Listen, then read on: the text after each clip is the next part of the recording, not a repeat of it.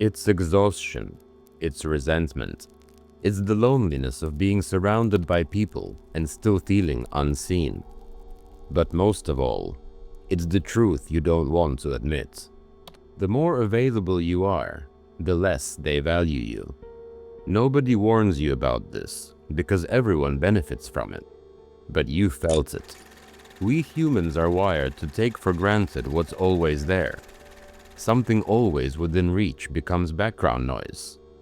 People assume the sun will rise each day, that water will keep flowing, that you will always answer their call, until the day you don't.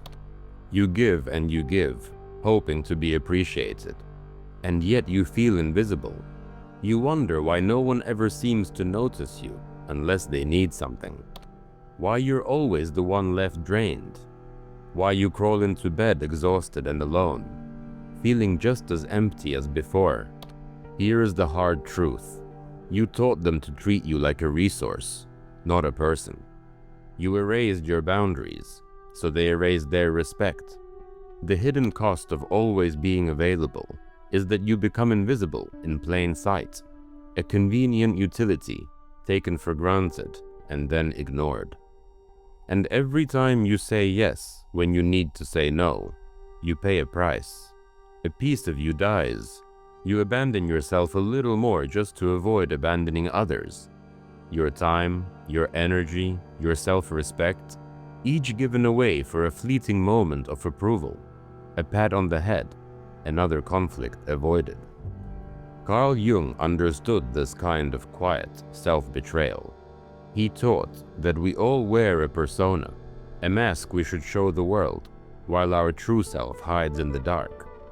You've been wearing the mask of the ever-helpful, ever-available person, and all your real feelings, they've been pushed down into the shadow. Your persona is the good one, isn't it? The reliable friend, the tireless worker, the one who never says no. It's the role you play to be liked, to be needed. But that mask is only a fragment of you, and it's suffocating the rest of you. Meanwhile, your shadow, the parts of you that you hide and deny, grows larger and darker. All those suppressed selfish feelings, the anger, the exhaustion, the quiet scream of "I can't do this anymore," that's your shadow.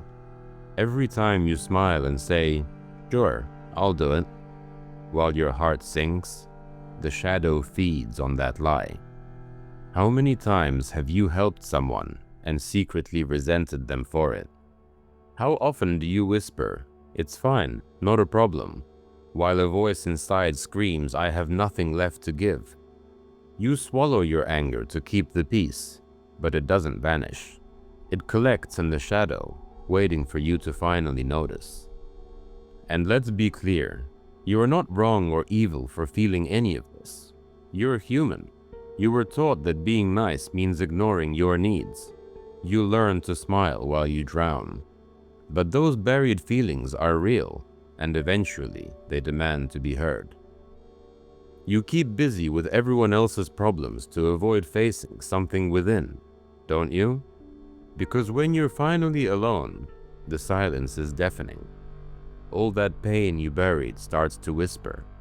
And as Carl Jung observed, people will do anything, no matter how absurd, to avoid facing their own soul. So you run back to the noise, to the tasks, to the role you know. Anything to avoid looking in that mirror. But what are you so afraid to see in that mirror? Is it the possibility that without your usefulness, you might be worthless?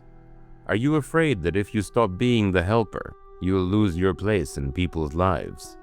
That if you set a boundary for once, you will be abandoned? Maybe you do believe that. Maybe some wounded part of you learned long ago that love had to be earned by being useful. Perhaps as a child you only felt valued when you were helping, teasing, performing. So you become the eternal giver, because deep down you fear that if you ever stopped, you'd be left with nothing. No approval, no love, just you. I understand. You thought being available for everyone was the right thing, even the only thing. You didn't know another way to be, but this path is breaking you. The very strategy you hoped would earn you love is only bringing you pain, and it can continue, can it? Here is the paradox. The more you sacrifice yourself to please others, the less they respect you. The more you make yourself available, the more they treat you as disposable. It's not fair, but it's reality. And you've seen this. You just try to ignore it. Think of it this way. Water is precious in the desert, but meaningless in a flood. If you flood people with your time and help, they stop thirsting for it. Your constant yes becomes white noise. Human nature values what is rare, not what is abundant. And you've made yourself abundant to everyone. And while you're making everyone else happy, who is making you happy? Look around. No one, not even you. You left yourself in the dark while you lit up everyone else's life. No one is coming to save you or to return the energy you've poured out. You have to save yourself. Let's call this what it is. Your kindness has become self-destruction, a virtue twisted into a vice. You think you're being good, but you're really destroying your spirit. Kindness that empties you out is no longer kindness. It's self-submission. It's self-erasure. Enough. It's time to stop betraying yourself. Time to draw the line you never dared to draw. A boundary. I know that word scares you. You're used to being wide open, with no limits. But boundaries aren't cruel. They're not walls to keep love out. They're barricades to protect your soul, to keep your energy safe from thieves. A boundary is the line where you end and others begin. Without that line, you are not a person to them. You're a mirror, reflecting what they want to see. It's time to shatter that illusion. Stop being that mirror and start being a self. A soul with its own shape, its own needs, its own life. And remember that inner fuel, what Jung called your psychic energy. It's finite. You've been bleeding it out non-stop. Every trivial favor, every late-night call you always answered, withdraws from your account. You're going bankrupt inside, spending all your psychic currency on everyone else's desires. It has to stop. It's time to stop the bleeding. Look at what constant availability has done to you. You're exhausted. Maybe you felt anxiety, depression, even physical illness creeping in. That's your mind and body sending you a message. Enough. You are not designed to be a sacrificial lamb at the altar of everyone else's needs. Now imagine reclaiming even half of that energy for yourself. Imagine saying no to them and yes to you. What could you do with that time, with that life force? You could finally think, rest, create, pursue the dreams you've shelved. You could actually live your life instead of life living you. This is what happens when you stop giving it all away. This is the start of something powerful, what Jung called individuation, the process of becoming who you truly are. Right now, you've been living as a reflection of others' expectations. Individuation means becoming an individual, not a mirror. It means discovering who you are when you're not performing for the world, when you're finally living for yourself. But you cannot start that journey while you're tangled in everyone else's demands. As long as your life is spent answering others, you will never answer the question of who you are. Jung knew that to find your soul, you often have to risk losing the approval of the crowd. You have to step away from the noise. Solitude. You need to embrace that word now. Jung himself retreated into solitude, building a stone tower by a lake where he could be alone with his soul. He understood that only in silence can we finally hear the truth inside. When you're always available, you never have that silence. You never truly meet yourself. I know you fear being alone, But consider this. You've been lonelier in those crowds than you ever will be in solitude. Remember what Jung said. Loneliness does not come from having no people around, but from being unable to communicate the things that seem important to you. And you haven't been communicating your truth at all, have you? Surrounded by people, you were still unseen. In solitude, at least, you have a chance to see yourself and to let yourself be. In the quiet that comes when you stop being constantly available, something beautiful and terrifying will happen. You will finally confront your own shadow. The anger, the needs, the dreams you buried will rise to the surface. It will be uncomfortable. It will be painful. But it will be real. This is the path to wholeness. This is you, finally beginning to become whole. Be honest. When was the last time you truly sat with yourself, with no distractions? No phone, no emails, no one asking for a piece of you. When was the last time you had an hour that was yours alone? Try it. Sit in a room alone tonight without reaching for the phone. Feel the unease. That's the sensation of your soul waking up from a long sleep. At first, you'll feel restless, anxious, like an addict in withdrawal. That's normal. You're breaking the habit of a lifetime. You're used to deriving your worth from being needed. Now you must find it in simply being. Give it time. That anxiety is just your old, false self struggling for life. Let it struggle. Let it die. And as that old self dies, something new emerges. Relief. Quiet, beautiful freedom. You'll realize the world doesn't end when you say no. In fact, your world begins. With each boundary you set, with each hour you reclaim for yourself, you come back to life. You feel a little more human, a little more you.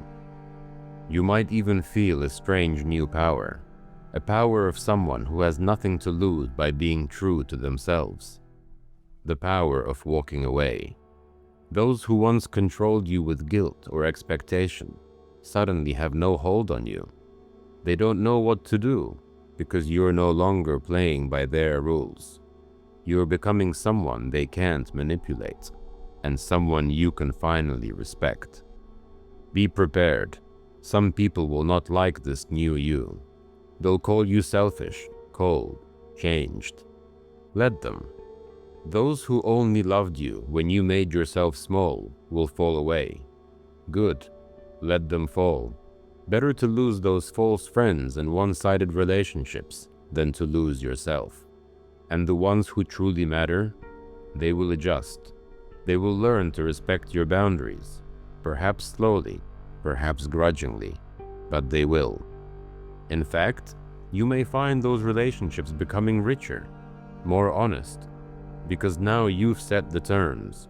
You demand respect without even having to say it outright. By valuing yourself, you've shown them how to value you. When you stop being constantly available, everything changes. The entire dynamic of your life shifts. The users fade away, the genuine ones remain. And most importantly, you change. You finally feel the reins of your own life in your hands. Maybe for the first time ever. It's like stepping out of a cage into the open air. Will it be easy? No. You'll have moments of doubt, nights when you reach for the phone, tempted to apologize for simply taking care of yourself. You'll feel pangs of guilt. Expect that. Guilt is the echo of your old conditioning. It's the ghost of who you were trained to be. It's not truth. It's not a sign you were wrong. It's a sign you're finally breaking free. So keep going. Feel that discomfort and move through it anyway. On the other side is a life that belongs to you. A life where your yes actually means something. Because now your no means something too. A life where you're not used, you are respected. And where, finally, you respect yourself. In this new space of freedom, you'll discover something else. You. You might pick up the guitar you abandoned. or return to the art you loved, or simply relish quiet evenings without drama, you'll realize you're stronger, more creative, more at peace than you ever imagined. This is you meeting yourself after a long time apart. This is the self that was waiting all along. Understand, stepping back doesn't mean you never connect again. It means you connect on your terms. It means you break the cycle of self-betrayal and reset your life. Once you've reclaimed yourself, you can still love and help others, but from a place of strength, not desperation. You will give when it's true, not because you're afraid to say no. Sometimes saying no is the most loving thing you can do for yourself and even for them. Sometimes being kind means walking away instead of enabling. It might feel like you're letting people down, but what you're really doing is lifting yourself up. And in that time you will see that you're also teaching them by example how to stand on their own 2 feet. Now step back and look at the bigger picture. Society glorifies endless availability, always online, always responding, always working. It's a culture of constant connection that leaves everyone feeling more alone and exhausted than ever before. By choosing to step away from that, you're not just saving yourself, you're quietly rebelling against a broken norm. You are proving there is another way to live. This is a philosophical stand you're taking. By withdrawing your constant availability, you are declaring, I am not a means to an end. I am an end in myself. You assert that your value isn't in what you can do for others, but in who you are. That is a profound realization, one that many people never reach. Jung believed the goal of life is to become an individual, to become whole, and often that means breaking away from the crowd and stepping off the well-worn path. That's what you are doing right now. It's a kind of hero's journey inward, and it's the only way to truly change your life. Now you see it with stark clarity. You see how your constant people-pleasing was a trap, a cage you kept yourself in. And now you hold the key. This knowledge is uncomfortable, even dark, I know. Realizing how much of your life you gave away hurts. But knowledge is power, and now, at last, you have both. And what you do with that power is up to you. You can ignore all of this and slip back into the comfort of your old chains. Or you can step into a new life, painful as it may be. You can let others continue to write your story, or you can pick up the pen yourself. Now that you see the game for what it is, tell me, how will you play it? Let this uncomfortable truth be a source of power, not despair. Yes, some people will use you if you let them, but you won't let them anymore. This isn't about becoming cruel or closing your heart. It's about loving yourself enough to choose whom you give your life to. That choice was always yours to make, and now you see that clearly. If you stay still, you fall back to sleep, and if you fall back to sleep, you know what awaits you, another life on autopilot. Before closing, leave one sentence in the comments, not a reaction, not a slogan, one brutally honest sentence that marks the moment you stopped lying to yourself. Disappear, live, and when you're ready, come back. I'll be waiting where I always am, on the edge where it all begins.